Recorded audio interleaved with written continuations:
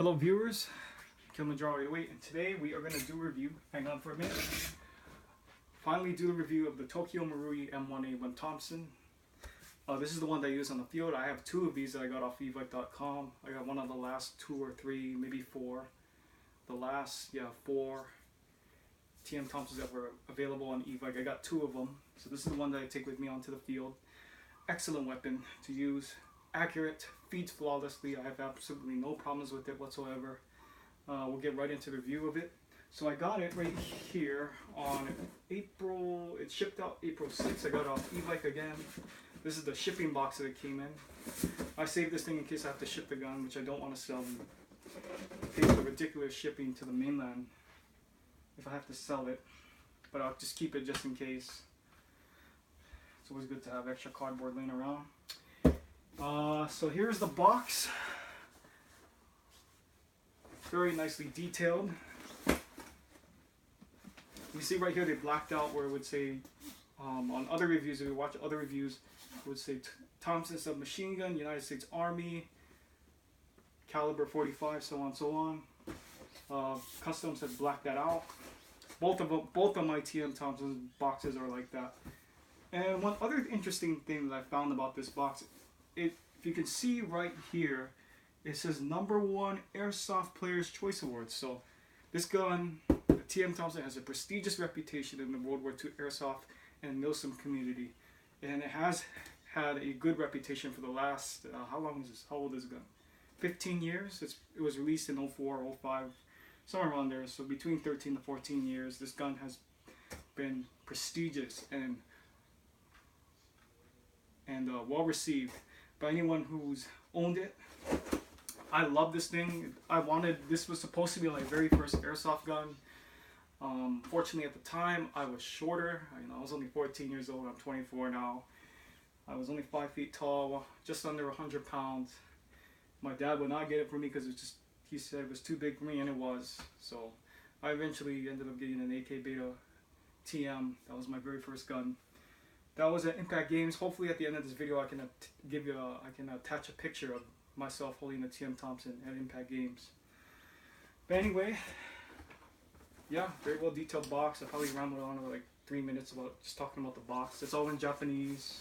There's warnings on it. Very nice box. Even though it's been blacked out, it's still a very nice box to have. And with all my guns I keep the boxes. I don't know why, I just keep them. So inside, I'm not going to go over the contents a whole lot. You get a magazine, tracer unit. Let me just bring the camera over so you can see it.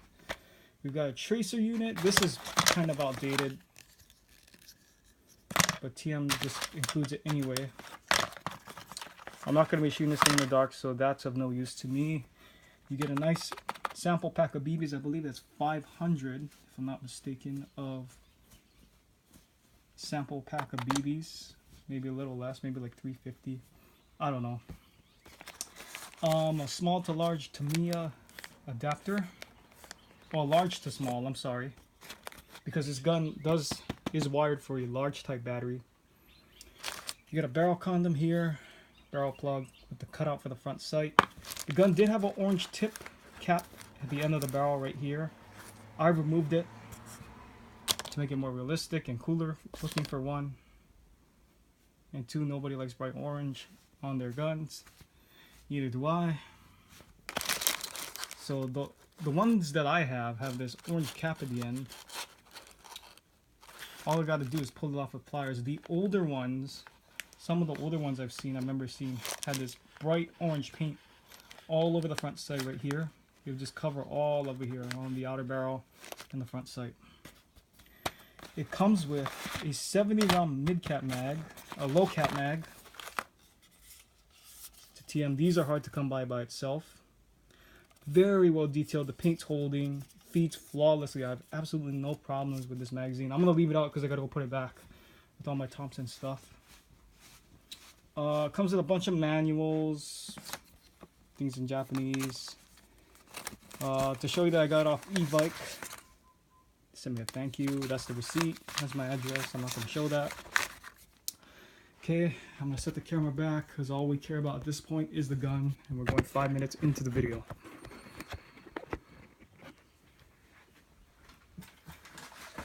Okay. Another thing about this gun, when I got it, there was styrofoam stuck in the barrel. So I have to clean that styrofoam out. Beautiful gun. Let's see how much time we've got. Perfect. Okay, so going into the submachine gun. People mistake this for a rifle. Submachine gun itself. Beautifully done. Wood is done perfectly. If you look at it, it looks like a real Thompson. Like something you would see in Band of Brothers, The Pacific, Saving Private Ryan. I'll give you a closer look up on it here. Starting at the back, we got a metal butt plate. This is where your battery goes. You pull the door right here, swings to the bottom. And inside there's a cavity for a large type battery. You want to use an 8.4. It won't fit anything bigger than an 8.4. So anywhere from a 1300 mAh to a 2000 mAh. I got the Cybergun battery and the old school Sanyo 8.4 volt battery. The wood is made, the imitation wood is made of really good quality ABS plastic that's stained to look like real wood. Like a walnut finish. Solid, very, very solid. Moving up to the lower receiver. This is made of metal, or polymer I should say, very high quality plastic. The pistol grip is made of that same ABS plastic as a stock, stained again to look like walnut. Now I'm missing a piece over here. I don't know what it's called. It fell off of me in one game. I don't know if that's a problem with TN Thompsons. Hopefully it's not. Maybe it's just mine, but it fell off. Couldn't find it, so I'm probably gonna find a replacement piece for that. Okay, the magazine release right here. This is made of metal. Excellent. Comes out like that. Everything is so well detailed. I've got another mag here. This is the one that I store the gun with.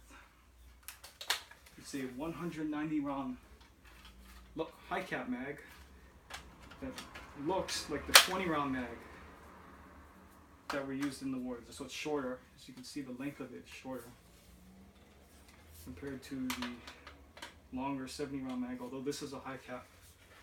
So in the war, in World War II, don't believe what you see in the movies. This is what you would have seen more commonly, is the 20 round mags. And to me it looks a little more cooler. So later in the mid-war, 1943 up until 44, they started coming out with the 30 round magazines. So this length. And this is what you see in Band of Brothers, Saving Private Ryan, The Pacific, so on and so forth. In most World War II movies. So you've got two selector switches here. One is for your safe. This now I've now taken off safety. Right here it's pointed towards semi. If I flip it around, that is fully automatic. It's a little awkward at first, but you'll get used to it. The upper receiver is made of metal. It's engraved. Thompson submachine gun, military mod, caliber 45, M1A1 number. It's got its own unique serial number mine's is 473699. Got proof markings here. Just a little attention to detail, it just goes a long way. Right here, got the charging handle on this side. Doesn't do anything. That is metal. Your hop up is right here. This is a G3 style. Roll up for more hop, down for less. The outer barrel is of course metal. Your front sight is obviously metal. Your handguard is that same ABS plastic, stained to look like walnut, and it's a beautiful finish all throughout. You got two metal sling mounts, one back here, one back here. As you see, I've attached a man-the-line reproduction sling to mine. This gun is quite heavy. It weighs about 10 pounds without the battery, 11 with the battery, and BBs. So after a while holding it like this, it's going to get tiring. The inner barrel is in here. I don't know if the camera's going to get that. It's the same length as a G36C. That, of course, is made of brass. So, I'm going to bring you to the submachine gun. As we can see it in closer detail. There's a couple of scratches here. That's from me putting it down on the table. I don't know why. Anything new that I bring to the airsoft field, as careful as I am, things still get scratched and nicked and not dented, but scratched and nicked. I don't know why. I meticulously maintain this thing. I oil it with silicone oil. I coat the whole thing in silicone oil. Every other time I use it to protect the finish, and still yet it manages to get nicks. But then again, I have two of them, so one was made to go onto the field, the other is just more of a collector's item, a nostalgia piece from the 2000s, in my very beginnings of airsoft. A gun that I wanted for 10 years, and now I'm happy to say that I own two of these, and possibly looking for a third. It's a fantastic piece. Anybody who's used this has given it positive praise. I've had 3 people use this thing aside from myself, and they've gotten good range. They got people out with this thing, believe it or not. And I have one confirmed person that I got out with this thing, and I was just spraying with it at Nimitz Tactical Airgun Games. So thank you, Cody Gratz, for recommending this thing to me. I mean, I knew this thing was prestigious and great, and received a lot of good reviews. But yes, thank you, Cody, for recommending this to me. So, if you want to start World War II airsoft, American airsoft, these two are what you need to start off with, and that's what my friend Cody told me. This and this have been reliable the whole time I've had it. So yeah, this is my Tokyo Marui M1A1. Great pair.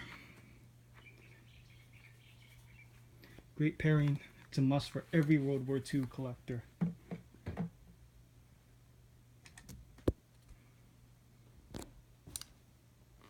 I'm just going to end this video with some shots.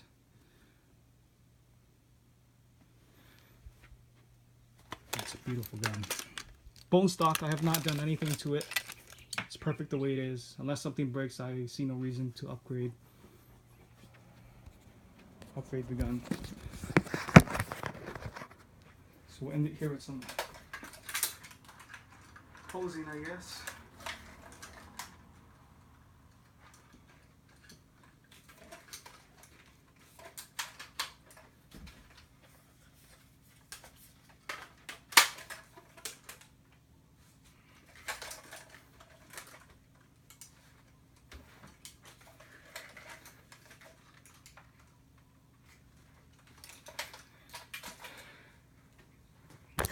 Alright guys, have a great day. Thank you for watching.